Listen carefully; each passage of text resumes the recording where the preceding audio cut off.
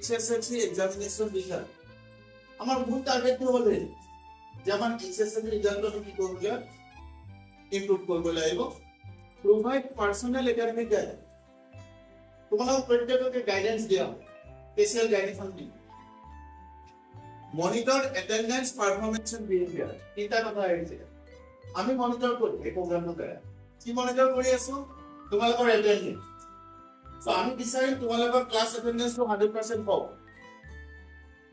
বিশেষকৈ আমি details select কৰি আমাৰ একটু টাফ আছে তোমালোকৰ অ্যাটেন্ডেন্সটো 100% হওক তোমালোকৰ পাৰফৰম্যান্সটো বেটাৰ হোক তোমালোকৰ বিহেভিয়াৰটো আকৌ ভাল হ'ব মানে provide continuous mentorship আমি এই প্ৰোগ্ৰামটোৰ জৰিয়তে তোমালোকক অবিৰত গাইডেন্স দিম তোমালোকে কেনেকৈ আগবাঢ়িব লাগিব আমি নন ষ্টপ বুঝতে কৰি থাকিম ব্ৰেক নাথাকিব এনকাৰেজ কনসিস্টেন্সি ইন ষ্টাডিজ তোমালোকে যদি পঢ়িবা অধ্যয়ন কৰি আছে তাৰ কনসিস্টেন্সিটো থাকিব লাগিব এনেকুৱা নহ'ব যে এইটো নাথাকিব সেইটো থাকিব নহয় আমি গোটেইখিনিতে সমানে আগবাঢ়ি যাব লাগে promote effective time management এইটো আটাইতকৈ দৰকাৰী বস্তু হ'ব তোমালোকে এই বস্তু শিকিব লাগিব এই প্ৰগ্ৰামটোৰ জৰিয়তে টাইম মেনেজমেণ্ট তোমালোকৰ এমসিকিউ আছে আৰু কি আছে থিওৰি আছে সো 3 ঘণ্টাৰ ভিতৰত আমি কৰিব লাগে 1.5 ঘণ্টাৰ ভিতৰত এমসিকিউ কমপ্লিট কৰিব লাগিব 1.5 ঘণ্টাৰ ভিতৰত আমি আকৌ ৰিডিংটো কৰিব লাগিব টাইম মেনেজমেণ্টটো মূল এতিয়া যদি এনেকুৱা হয় মই যদি এমসিকিউ কৰোঁতে যদি তোমাৰ টাইমটো কনজিউম হৈ যায় বেটাৰ আমি এমসিকিউ কম টাইম খৰচ কৰি যাতে আমি লিখা মেলা সময় বেছি তো এই টাইম ম্যানেজমেন্ট তোমালোকক কি কোৱা হ'ব তাৰ পিছত ৰিডিউস একাডেমিক স্ট্ৰেছ থ্ৰু কাউন্সেলিং এতিয়া এনেকুৱা হয় এটা সাবজেক্ট পঢ়োতে মানে খুব ভাল লাগে কোনোবা এটা সাবজেক্ট পঢ়োতে কিন্তু আকৌ মনটো বিষায় হয় না এটা সাবজেক্ট পঢ়ি খুব মজা লাগে যেতিয়া যে পঢ়িবলৈ ইচ্ছা যায় কিন্তু হয়তো অংকখিনি কৰিবলৈ অকণমান ভাল নালাগে তারপর আমি অঙ্ক পড়ি ভাল লাগে ইংরেজি পড়িবলৈ অকমান আকৌ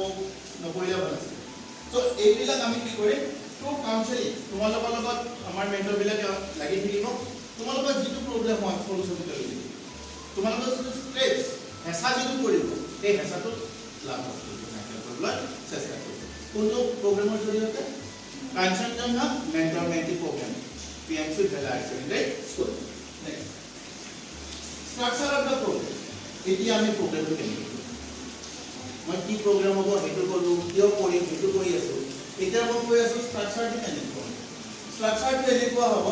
আমি কেইবাটাও ফেজত কৰি আছো যে this is the first phase আমি আজি লঞ্চ কৰিছো প্ৰগ্ৰামটো আমাৰ যিটো প্ৰগ্ৰামটো আৰু কন্টিনিউশ্যন হ'ব নেক্সট ডিভিজনক আমি আকৌ মাতি দিব লাগিব সো এই মুহূৰ্তত আমি কি কৰি আছো 10 dedicated teachers will serve as mentor আমি 10 গৰাকী শিক্ষক-শিক্ষয়িত্ৰীক আমি বিচাৰিছো তেওঁলোকে তোমালোকৰ মেন্টৰ হ'ব আৰু বাকী শিক্ষক-শিক্ষয়িত্ৰীগৰাকী আমি আকৌ পিছৰ পৰ্যায়লৈ লৈ ফাৰ্ষ্ট পৰ্যায়ত আমি 10 গৰাকীক আমি বিচাৰিছো আৰু তেওঁলোকে কনসেন্ট দিছে যে তেওঁলোকে তোমালোকৰ মেন্টৰ হ'ব ক্লিয়াৰ 2 নম্বৰটো হ'ল each mentor will guide at least 2 students individually এজন মেন্টৰৰ লগত দুজন ছাত্ৰ-ছাত্ৰী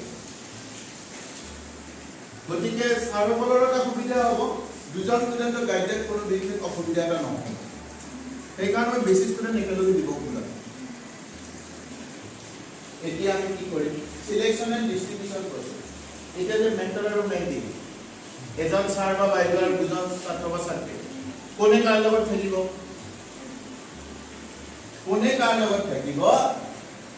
সেইটো হ'ব থ্ৰু লটাৰী মেথড হ'ব আৰু তাৰ মানে আমি কি কৰিছো অলৰেডি তোমালোকক নটিফাই কৰিছো 20 গৰাকী ছাত্ৰ-ছাত্ৰীক মাতিছো নে একৰ্ডিং টু মেৰিট ক্লাছ 9 ৰ ফাইনেল পৰীক্ষা মানে এনুৱেল পৰীক্ষা যিবিলাক 10 পাওঁতে তোমালোকৰ যিটো মাৰ্কছ তোমালোকে চিটল কৰিছিলা তাৰ ওপৰত বেছ কৰি আমি এখন মেৰিট লিষ্ট বনাইছো এটা প্ৰথম 20 আমি মাতিছো ফাৰ্ষ্ট 20 পিছত আকৌ আমি সো 20 গৰাকী ছাত্ৰ-ছাত্ৰীৰ লগত আমাৰ 10 গৰাকী ছাৰ বা বাইদেউ থাকিব এতিয়া কোন ছাৰৰ লগত বা কোন বাইদেউৰ লগত তোমালোক মেন্টি হ'বা এইটো তোমালোকে নাজানা মই নাজানো ছাৰ বাইদেউসকলে নাজানে এই গোটেইখিনি বস্তু দিয়া আছে নেক্সট এতিয়া ছাৰসকলে তোমাক তেনেকৈ সহায় কৰিব monitor academic progress and class performance তোমালোকৰ একাডেমিক প্ৰগ্ৰেছটো কেনেকৈ মনিটৰ চাই তোমালোকৰ লৈ যে কেনেকুৱা হৈছে কি হৈছে চাই থাকিব আৰু ক্লাছ পাৰফৰ্মেন্স তোমালোকৰ ক্লাছত কিন্তু পৰীক্ষা চৰীক্ষাবিলাক কৰাই থাকে নেকি চ' আৰু তোমালোকৰ কাৰণে কিন্তু পৰীক্ষাৰ নাম্বাৰটো বাঢ়ি যাব জেনেৰেল ষ্টুডেণ্ট যদি 10 বাৰ পৰীক্ষা দিব লাগে তোমালোকে 20 বাৰ দিব লাগে তোমালোকৰ কাৰণে স্পেচিয়েল পৰীক্ষা পাতিব কাৰণ তোমালোকৰ ওপৰত আমাৰ আশাটো বেছি আছে তো এইটো হ'ব গতিকে তোমালোকৰ যিটো এটেণ্ডেঞ্চ তোমালোকৰ পাৰফৰ্মেন্স এই গোটেইখিনি বস্তু মনিটৰ কৰিব কোনে তোমালোকৰ দুজনৰ কাৰণে এজন ছাৰ বা বাইদেউ থাকিব সেই ছাৰ বা বাইদেউজনে তোমালোকৰ দুজনৰহে কি চাব তোমালোক ডিসিপ্লিন হবা টিচাৰ হবা ঠিক আছে তাৰ পিছত টেষ্ট পৰীক্ষা দিবই লাগিব মই ক'লো এতিয়া তাৰ পিছত তোমালোকৰ যিকোনো প্ৰব্লেম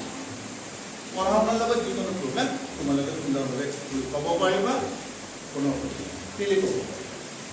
তাৰ পিছত এটা মনিটৰিং চিষ্টেমটো লাগিব তোমালোকে কৰিবাহে আমি আকৌ চাব নালাগিব তোমালোকে কি কৰিলা নকৰিলা তো মনিটৰিং চিষ্টেমটো লাগিব হ'ব মান্থলি মেন্টৰ মেন্টি ইণ্টাৰেকশ্যন কিন্তু মই ভাবিছোঁ এইটো অকণমান আৰু কমাই দিওঁ নেকি অলপ কম দিনতে আমি কৰিম চ' ইণ্টাৰেকশ্যন হ'ব আমি আকৌ এনেকুৱা ধৰণে আমি গোটেইদিন আকৌ কৰিম তেতিয়া কিন্তু আৰু এইখিনি কথা নক'ব আৰু তেতিয়া কি হ'ল আমি সেইটোহে আলোচনা কৰিম performance analysis after every examination যিকোনো পৰীক্ষা ইয়াত পৰীক্ষা বুলি মই কিন্তু 4টা সীমাবদ্ধ কৰা নাই ইউনিট টেষ্ট তাৰপিছত ফাৰ্ষ্ট ইউনিট টেষ্ট তাৰপিছত second unit test half yearly third unit test আৰু প্ৰিপাৰেটৰী পৰীক্ষা মই সেইকেইটা সীমাবদ্ধ কৰা নাই মই কৈ আছোঁ ন তোমালোকৰ ছেছনেল হ'ব ক্লাছ টেষ্ট হ'ব সেই গোটেইবিলাকৰো আমি কি কৰিম তোমালোকৰ ডাটাখিনি লৈ পেলাই আমি এনালিচিছ কৰিম পাৰফৰ্মেন্স তোমালোক কিমানখিনি আগবাঢ়িছে attendance and progress records maintenance গতিকে আমি তোমালোকৰ এটেণ্ডেঞ্চটো ক্লাছ টিচাৰৰ পৰা ল'ম তোমালোকৰ প্ৰগ্ৰেছটো তোমালোকৰ মেণ্টৰৰ পৰা মই পাই যাম বাট মেণ্টৰ তোমালোকৰ পৰা হেৰি পাই এক্সপেক্টেড আউটকামছ আমি যদি প্ৰগ্ৰামটো সফল কৰিব পাৰোঁ আমি যেনেকৈ ভাবিছোঁ সেইমতে যদি আমি আগবাঢ়ি যাব পাৰোঁ তেতিয়াহ'লে আমি কি ৰিজাল্ট পাই আছোঁ আউটকামটো কি হ'ব আউটকামটো আমি ভাবিছোঁ এনেকুৱা হ'ব যে ইম্প্ৰুভমেণ্ট ইন এক্সাৰচাইজ ৰিজাল্ট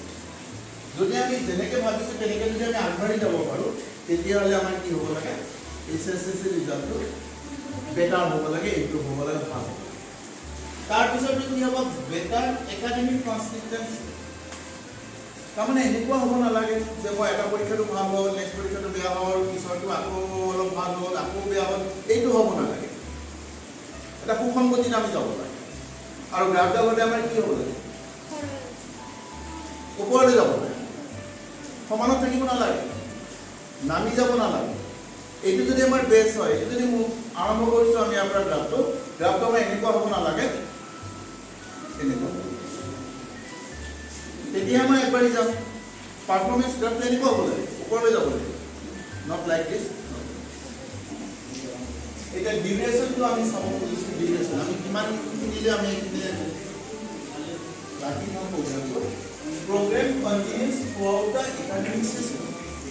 তোমালোকৰ academic session to 2026-27.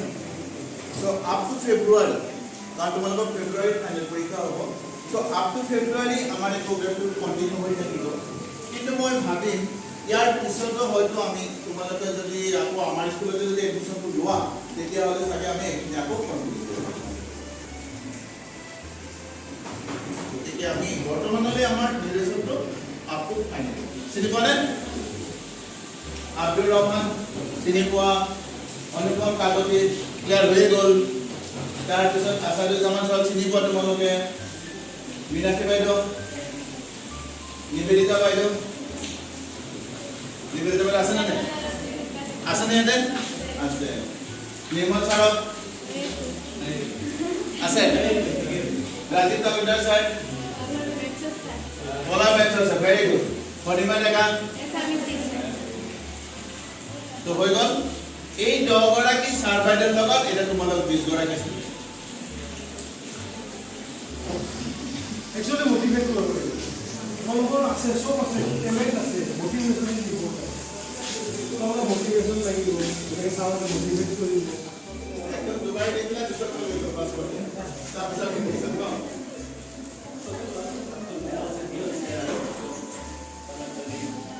দুটা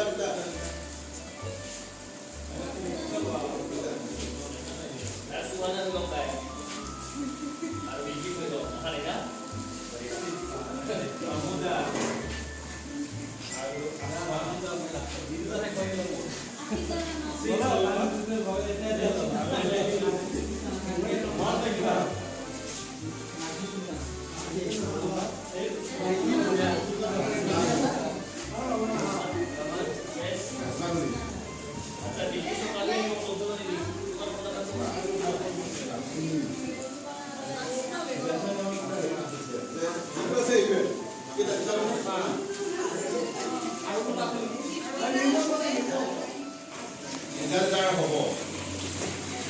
প্ৰথম আৰু সেকেন্ড আমাৰ স্কুলৰ প্ৰথম আৰু সেকেন্ড দুগৰাকী হ'ব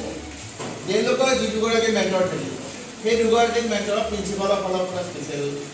মানে গিফ্ট এটা দিব